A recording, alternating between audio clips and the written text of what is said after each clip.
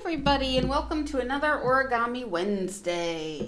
Today, since we've already done like little talking mouths, which I still think are hilarious, today we're gonna do a clapping monkey. You know, the monkeys with the cymbals? Okay, it's not perfect, but there's still a lot of fun. All right. So we're gonna do cymbal monkeys today. Let's see. We will start. We're going to do an orange and a yellow one now. For some reason, there we go. I was going to say I'm getting this it doesn't look very different to you. That's okay. I'm going to start by folding side to side. Okay. And then side to center.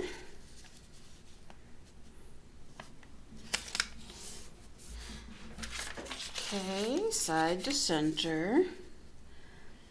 They're not the best at clapping, but they are pretty fun. And the funny thing is, like, I saw one of the origami descriptions was that they're little birds, and I was like, how is this a bird? This is not a bird. This is a monkey. Yeah.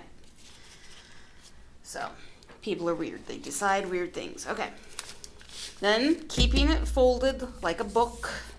I guess that's not really like a book. Keeping it folded like doors, I'm going to fold it lengthwise again. Okay. And then I'm going to fold edge to center again. So we're going to end up with a little square guy. Okay.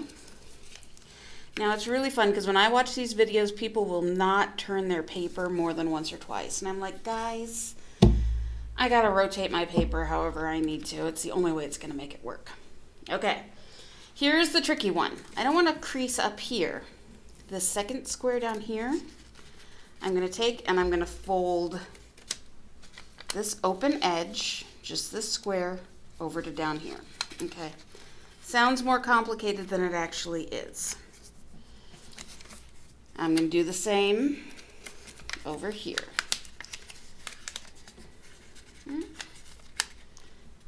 So, if you're looking at this, it kind of makes what looks like a little box, okay? So, it folds from this corner to the center, and from this corner to the center. Then, I'm going to fold it down. So now it looks like the house that you used to draw when you were a kid. And this was the house, if you didn't have a pointed roof, that's what it would look like, okay? And before I flip it around to do the same thing, I'm actually gonna open this guy up. I'm going to hold this down and I'm gonna fold this corner to here. No, I'm not. I'm gonna fold this corner to here. Sorry, I've misled you. But it's okay. Yep, I'm gonna tuck that roof under there because now we're gonna have this wonderful, we go from a 2-part square to a 4-part square. So I'm gonna turn it around. I'm gonna do the same thing. I'm gonna open this guy up a little bit. I'm gonna bring this side edge down to line up with the other edge of the paper. This side edge down to line up with this edge of the paper. Okay. Fold this down to make a mushroom house. I don't know, I think it looks like a mushroom house. Maybe the Smurfs can move in. Open it up.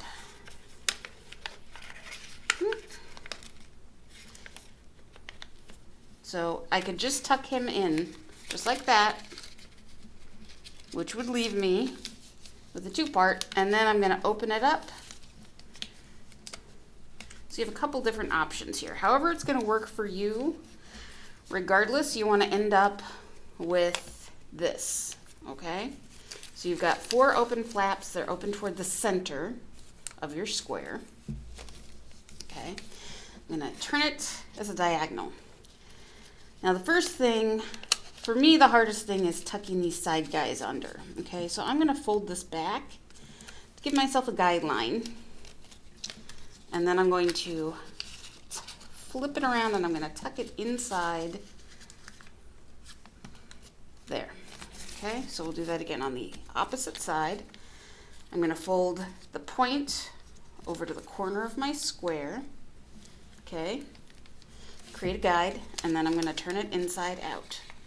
So these are going to be the monkey symbols. Okay, so that means we need to make his head. So I'm going to fold this back. And then for his head, I'm going to fold it down, and that's going to make his little nose.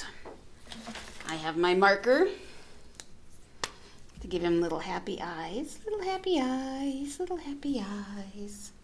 You could do circles. You could even put googly eyes on here if you really wanted. And then this one I'm going to fold down as well. But I want to tuck his tail under, so I'm going to unfold it, fold the point to the center, tuck it like that. We're going to flip him over. We've got a little bit more to do, and then we're going to be finished, and it's going to be awesome. I'm going to fold this point to the center, which is actually a pretty easy thing to see when you don't have 1,000 kilowatts of lights pointing down at you. Okay? And I'm going to do the same with his head. So this point gets folded to the center. Look, there are little eyeballs. He's looking at you. It's okay. So when I turn him back, oops, tuck his tail back under, he's going to look like this. Now, he's not going to want to clap quite yet. We have to do one more thing, and that is fold in half backward. Okay? That's going to create a crease that's going to allow him to bend. So this is where we kind of do a little. Now, if we're looking at his back, he's going to want to fold the way that we want him to fold. Okay? So then when I come out here, I open up his little tambourines. It helps if you hold the bottom part and then just move the top part. And goes, see, he doesn't even want to. There we go. Boop, boop, boop, boop, boop. He's a happy boy. He's a happy boy. And that is how you make a cymbal monkey. Yay! I like all these mobile ones. They're really fun. So he is the cymbal monkey. Oh no, one of his arms doesn't want to work. That's okay.